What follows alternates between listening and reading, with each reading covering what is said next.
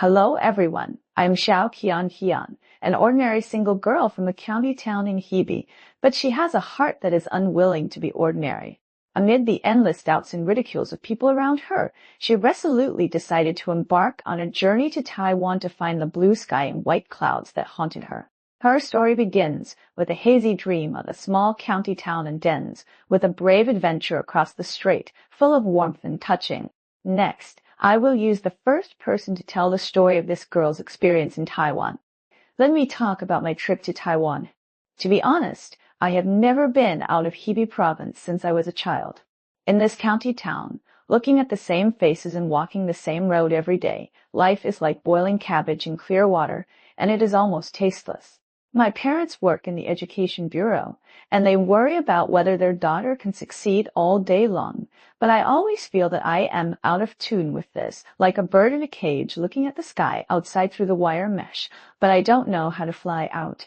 Every morning when I woke up and opened the window, the peat-chipped residential building opposite was always in sight. The big rooster of Lao Wang's house downstairs would crow, followed by the shouts of the breakfast vendors, the hot soy milk and fried dough sticks, and the chimneys of the industrial park in the distance, which emitted gray smoke day and night, and even the sky was gray. I remember one night, I was lying in bed playing games on my phone, and a Taiwanese player chatted with me and talked about their life there. He said that the sky in Taiwan is blue, the clouds are white, the streets are clean, and even the buses are on time. What I envied most was that he said that the people there were very polite, and they would smile and say hello when they met, unlike our neighbors here who like to have a stern face when they meet. I was immediately hooked, holding my phone every night, searching for photos of Taiwan on the internet, looking at those neat streets, beautiful buildings, and the lively scenes in the night market which made me itchy. I was thinking, why not go and see it too? I remember one time I posted a message on WeChat Moments about my plan to go to Taiwan, and my best IE called me and said, "Are you crazy? Why would you go there with so much money? You might as well buy yourself some branded clothes." What was even more heartbreaking was when I was having a reunion with my high school classmates. We were having dinner at a barbecue restaurant, and I mentioned that I was going to Taiwan. My classmates sneered and said, "What are you trying to do? Are you trying to show off your wealth?" Another classmate next to me chimed in, saying, "Why would a person like me from a small place do such nonsense? Isn't it better to just stay at home?" My best friend also advised me, "Are you fooled by those marketing accounts on the internet? What's so good about Taiwan? Isn't it just a small island? If you really want to go out and play, wouldn't it be more impressive to go to Beijing or Shanghai? You can brag about it when you come back." That night when I got home, I mentioned this to my friend group, and the group exploded. "You must be so rich that you are burning it. It's so dangerous to go alone. What if you meet a bad guy?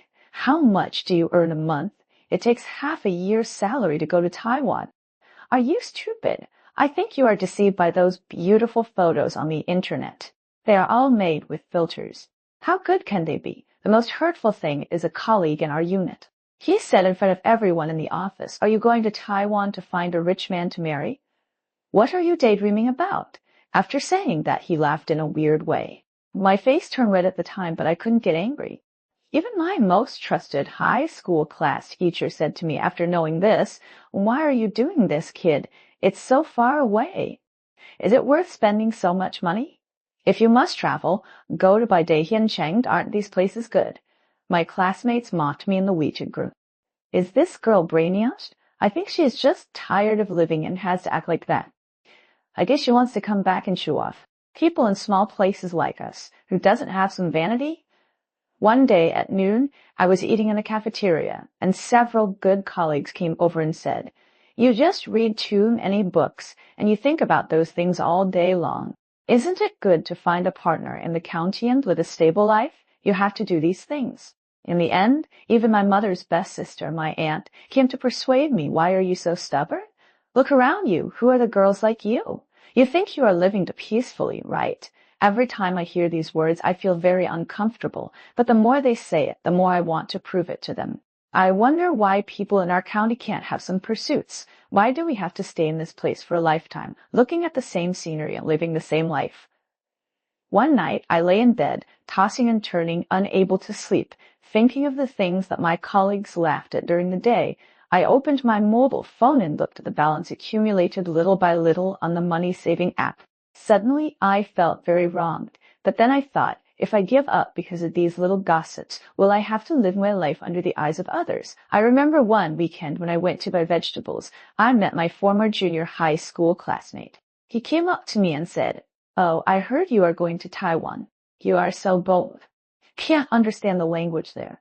Do you want to embarrass yourself? After saying that, he turned around and said to the vegetable vendor, "Do you think young people nowadays don't know how high the sky is and how deep the earth is?" To be honest, I didn't know at that time, but I don't know why the more people said it was not possible, the more stubborn I became. I started to save money, even stopped drinking my favorite milk tea, and ate steamed buns and pickles for lunch. It was even more difficult to handle the procedures. I went several times just to prepare the materials, and each time I was rejected, saying that they were missing this and that. When I was thinking about the visa materials by myself, I was almost worried to death. Fortunately, I met a few people who had been there online and taught me how to prepare the materials. During that time, I read the guide over and over again in front of the computer every day for fear that something would go wrong. I remember very clearly that one night I was lying in bed alone, tossing and turning and couldn't sleep, thinking, do I really want to go? What if I spend so much money but can't understand anything there? It would be a waste. But I don't go out to see the world and stay in the county town for the rest of my life. How depressing it would be. Saving money was not easy at that time. I wrote down my daily expenses in a notebook, wishing I could spend every carefully. My colleagues asked me to go shopping, but I said I had a stomachike. My friends asked me to go singing, but I said I was working overtime. At that time, I had only one thought. Every penny I saved would go to the other side of the street. On the day of applying for the visa, my palms were sweating with nervousness. When I saw the visa officer stamping my passport, I almost jumped for joy. On the way home, I held my passport and felt like I had won the lottery. I was so happy. But the joy hadn't passed yet, and I started to worry again. My parents didn't know about this yet, so how could I tell them? That night, I stammered and told them about this, and sure enough, my mother exploded. How could you go to such a far place by yourself? What if something happened? My father didn't say anything, but just sat there smoking, his brows furrowed like twists. After a long while, he said, "You are so old now. Just go if you want to, just don't lose yourself." These words were both distressing and helpless, and my nose was sore when I heard them, and I almost cried. On the morning of the departure day, my mother insisted on going to the station to see me off, and she kept nagging me all the way, asking me if I had an umbrella, if I had enough money, and to call home when I got there. I knew she was worried, but I was still a little annoyed, so I said, "Mom, I'm so old now, don't worry about me." Who would have thought that as soon as I finished speaking, my mother's eyes were red? She said, "You have grown up, but in the eyes of your parents, you will always be our little girl." Now I started to cry too. The horn at the train station sounded over and over again. I hugged my mother and suddenly felt that I might be a little willful. When I was sitting on the plane, my heart was in turmoil for fear that I would not be able to speak clearly when I got there. Fortunately, the flight attendant was very gentle. She could hear my Mandarin with a Hebei accent and deliberately slowed down her speech to me, which eased my nervousness a lot. When I first arrived at Taoyuan Airport, I was stunned. Although I had done my homework before, I was still a little overwhelmed when I really got there. Just as I was stunned, an aunt wearing glasses came over and asked me, "Miss, are you from the mainland? Do you need help?" I was stunned for a moment. Who in China would take the initiative to talk to strangers? What I didn't expect was that the aunt not only showed me the way, but also bought me an MRT ticket, taught me how to read the bus stop sign, and reminded me before I left that if I got lost, I could ask the police or the clerk at a convenience store, and they would be happy to help me. These words made me feel warm inside. The first time I took the Taipei MRT, I was stunned. The carriage was so clean that I couldn't even see a piece of wrapping paper. Everyone lined up consciously and got on off the bus in an orderly manner. The most amazing thing is that the subway is so quiet that except for the sound of the station announcement, I couldn't even hear a single voice.